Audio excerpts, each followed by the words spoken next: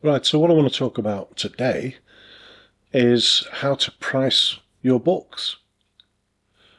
How much of a royalty should you make on each sale? Before we get started on how I price my books, I want to show you a calculator. It's Amazon's Kdp Calculator for royalties and book pricing. So it's worth a little look, and you can actually base your books on that. You can sort of put in a price, how much you want to sell the book for, and it will tell you how much your royalties will be. It's a handy little device, and funnily enough, I was having a little look at it just the other day, and the book price for the children's book matched up exactly with the price I'd put in with my children's book, and I hadn't used the calculator to do it. So that was a bit of a fluke, but it's not saying it's right. It was just a price that happened to match my price. So what you want to do is you want to type in KDP Royalty Calculator in a search.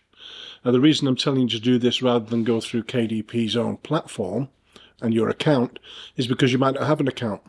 And if that's you, then this would be a handy way of doing it because you don't need an account to view it. So if we go to KDP Royalty Calculator, type that in, and you'll come up somewhere, kdpamazon.com, and you'll see this.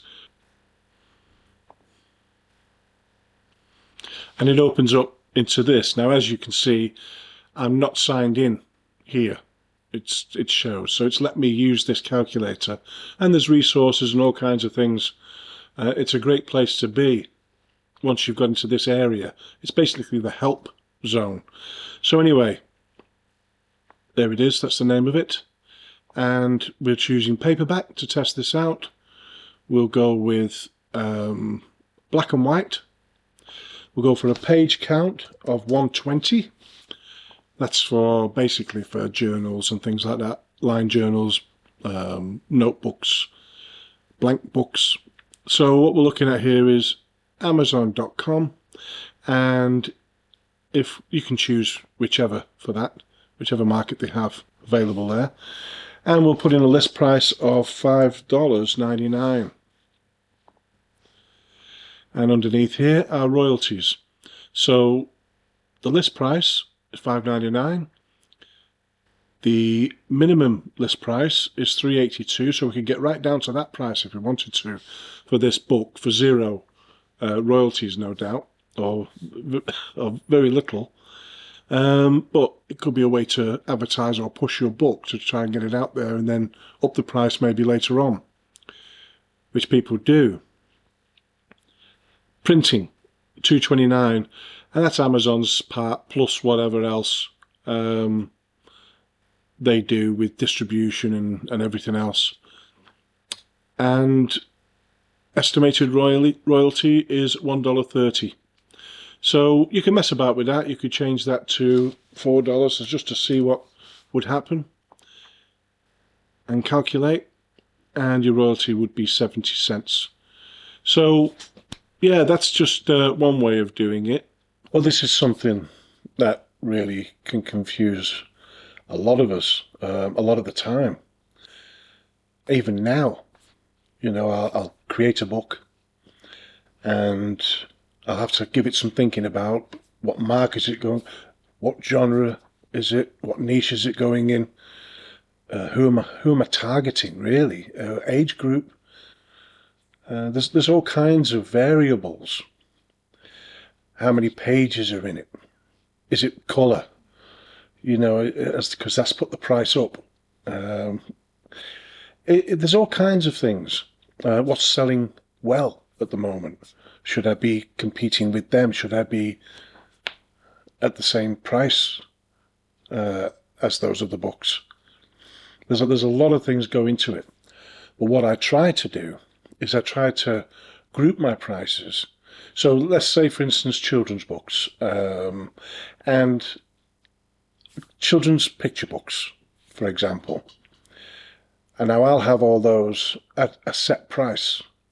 And that's because I hope that if someone buys one of the books, they may buy one of the other 15 books in that series, for instance, or all of them. And I can't have those prices being different all the way through the series. Not if the pages are similar and the cost to produce them through Amazon is similar or the same. So I try to keep some consistency there. It's the same if you have lined journals and things like that. Really, you're looking at keeping everything consistent. You can play about with the prices, but really you don't want to play about with them too much. What I'm going to do is I'm going to go over to the computer right now, and I'm going to move it where the microphone is in front here, and so that you get a better sound. If you can get a better sound out of a Northern English accent. Right, so what we've got here is science fiction books, for example. Now, if you've created a science fiction book, you're going to be wanting to be competing at least fairly with some of these top sellers. For example, here we've got one at £7.49 or £7.49, and I'll just link a few prices here. So you've got the US and the EU, and we'll leave it at that. So yeah, you're looking at £7.49 for the paperback.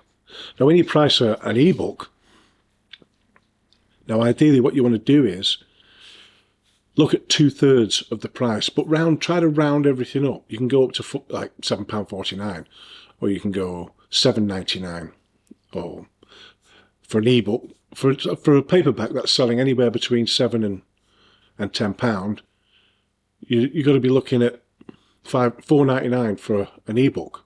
It's about 2/3 of the price. And in that case, you put your price in, but really everybody gets it for next to nothing. You know, you get Kern reads, which someone could read your whole book and every page of it through their membership, and you might get about 10 pence for it. So it's not ideal, but it gets your book out there. But regarding pricing, let's stick to the pricing. Right, we'll scroll through. Again, things are $7.39. $7.37 here was $8.99.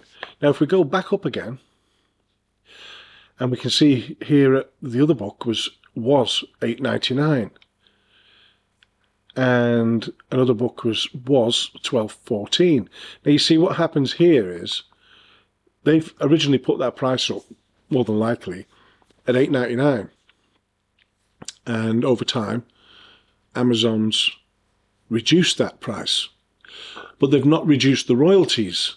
So you're still getting the same royalties, but Amazon are just reducing it to make the sales. So you don't really, in most cases, so you really don't have to worry about that. If all of a sudden you see your book has dropped in price, it doesn't mean it's going to necessarily mean that it's going to affect you. The chances are you'll still get the same royalty for it. So their original prices were $8.99, and this $9.99, and what else have we got here? $8.99, $13.99, and so on. So really, you want to be, if you're competing, you've got a similar size book, a similar type of book, and it can compete with those books, you've really got to be looking at $8.99. Keeping it in there, getting it to $6.99 won't necessarily mean you're going to sell more books than the one at $8.99. It doesn't really work like that. You know, you can put a sale on and just keep blitzing lower and lower prices, making fewer and fewer royalties, hoping that something's going to change, and it might not necessarily be that way. Putting your book in, instead of $8.99, putting your book in at $10.99 might not necessarily mean you've overpriced yourself or outpriced yourself. So really, you're better off just sticking with a price that others are selling for, if you can afford to, if your royalties will allow it. And that's kind of how I've based all my books. Now, if I go to pricing, and we'll start with one of my books here. Now, I've got it at $11.99 in the US in US dollars, and $9.99 in UK pounds. My royalty in the US is $3.61, and my royalty in the UK is £3.01. So there's actually less profit in the US sale. But that's because I've tried to keep the price fair and rounded. So $9.99 for my book, that's pretty reasonable. There's 80,000 words and 70 pictures in that particular book that I've actually captured myself. So a lot of work went into that book. Nearly a year went into that book. So I think £3 per sale is a fair price. Now, if you go to other countries, that's where... Now, I've also got it in expanded distribution. So the minimum I could sell it for anyway would be $7.49 in UK pounds or $8.97 in the US. I mean, still reasonable prices, but the royalties would shrink considerably. And it doesn't need to be that way at the moment, because that particular book I'm selling a couple of days anyway, and I have been doing for over a year. So, you know, I'll just keep that ticking along like that, and hopefully people will keep enjoying it, and I'll keep making the sales for years and years and years to come. The thing to take into consideration as well is how much it's cost you to produce the book. Now, if it's cost you $1,000, pounds, whatever, to produce your book, you're going to be looking at wanting to recoup those prices.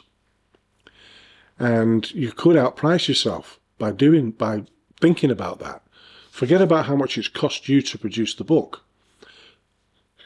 Continue with how much you want to make in royalties from the book and what is fair, not how quick you can recoup your expenses. They're gone. You know, you didn't have to. You know, the reader didn't force you to have it formatted and professionally formatted and edited, copy edited, proofread a dozen times. They didn't ask for that. They just want your book. Okay, so if we look at another one, my children's books, for example, and what we've got here is the royalties in the US are $2.34. In the UK, they're £1.54. Now, it doesn't sound an awful lot, but what you've got to do is you've got to get it out of your head that you're not just selling one book. You know, the idea is that you're selling hundreds or thousands of these books at some point. That's the goal. That's the aim. And wouldn't it be nice to sell 1 million? But you've got to be looking at pricing it like that. You know, it's the thousands that you hope to sell, and you might not. You might sell half a dozen. I mean, it's quite common for people who've wrote wonderful fiction and non-fiction books of tens of thousands of words, and they've spent years maybe writing these books, and they may have only sold a couple of hundred copies. It's quite common. So really, and that's just one of those things. But when you come to working your books out with KDP as a self-publisher, and you're talking low content or children's books or things like that, look in the long haul. Look at 10 years from now, how much you may have made off that book. Yeah, it's a long way away, you know, but you're going to start off making £1 a dollar or whatever it is, every now and then who knows, you might get picked up, and you may get made an offer, or you may want to push it independently. There's all kinds of things, all kinds of ways it can go. So anyway, that's the kind of price I get for that. It's 32 pages, full colour, and that's the royalty I get from it. On a book that's selling for $5.99, I'll get $1.54. Now, ideally, if low content is your thing, you're going to be wanting to make at least $1 a book, £1 a book, €1 a book. You're going to be wanting to make that, and that's probably where I would head for that. For what's taking you? It's taking you 20 minutes or half an hour or an hour to make a book, and publish it, and it's gone. And really, getting £1, $1, €1 off that every now and then would be nice. And if it hits a big sales, you could be selling dozens or hundreds a day. Who knows? So that's about it, really. The choice is yours. You know, at the end of the day, ultimately, you've got to decide how much you want to earn. Are you happy with so much? Do you need to live on it? Well, if you're desperate for money, and you're thinking this might be the get-rich-quick scheme that'll pull you out of a hole, it's highly unlikely. This sort of business is ideal as a second job, or in your spare time, or if you don't need to live on the money you're hoping to make from it, because it will take time. It'll like most businesses, you know, if you start any business, the chances of you earning enough to live on from day one are pretty slim. You know, it can take years for a business to develop, and this is no different.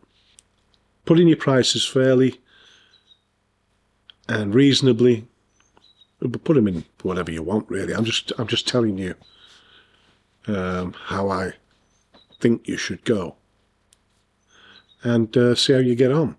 You can up them and lower them, but don't do it all the time, because if a few people have bought a book and they say, yeah, it's on Amazon, and they go, well, they get the listing and it's a different price, cheaper than their friends have bought it for, depending what sort of friend they are. You know, they may go around and say, oh, I've just bought this cheaper, and then someone, oh, you know, they had to reduce it at that time. So just don't fluctuate too much, and change your prices in a quiet time. That's what I would do. So, yeah, I hope that helps. You know, if there's any other questions on pricing, do let me know, and we'll discuss it in the comments.